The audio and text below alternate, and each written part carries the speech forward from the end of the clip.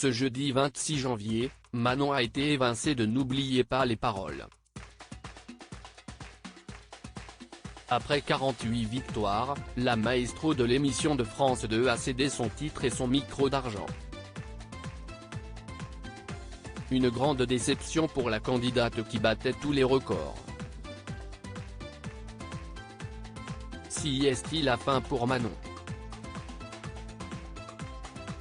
Ce jeudi 26 janvier, la maestro de N'oubliez pas les paroles a été éliminée après 48 victoires et une cagnotte de 392 000 €. Une grande déception pour la candidate qui pensait pouvoir détrôner Kevin, qui est donc toujours à la 3e place du classement des plus grands joueurs de l'émission de France 2. Tout allait pourtant bien pour la championne en titre avant d'être mise en difficulté par une concurrente, Myriam, lors de la 2e émission de la soirée. Même si Manon avait 40 points d'avance, elle a chuté lors de l'épreuve de la même chanson avec le titre Viens on s'aimer de Slimane. Pas très sûre d'elle, la participante a fait une erreur dans les paroles du morceau. Une première dans son parcours au cours duquel elle a été si performante et eu tellement de points d'avance qu'elle ne laissait même pas le temps aux autres participants de pouvoir défendre leur place. Mais c'était sans compter sur son adversaire qui a fait un sans faute. Manon quitte N'oubliez pas les paroles. Myriam a donc hérité du titre de maestro et du micro d'argent, coiffant au poteau Manon, qui restera la 4e plus grande joueuse de N'oubliez pas les paroles.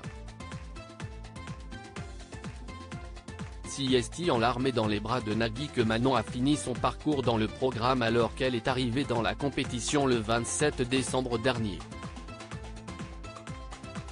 Nagui a également été touché par la défaite de sa championne. À moi de vous remercier pour tout le travail que vous avez fourni, pour l'obstination, l'abnégation, pour votre sourire qui était permanent quelles que soient les longues journées de tournage, pour l'être humain que vous êtes. On a découvert aussi une femme merveilleuse, rigolote hors antenne. Énormément de vannes, y compris celles interdites, qu'on ne dit pas à l'antenne. Elle a un côté comme sa petite fille sage, mais elle est très rock'n'roll. Bienvenue dans la famille des maestros. Je sais pourquoi vous pleurez, si est parce qu'on va se revoir. Je suis désolé, a-t-il déclaré.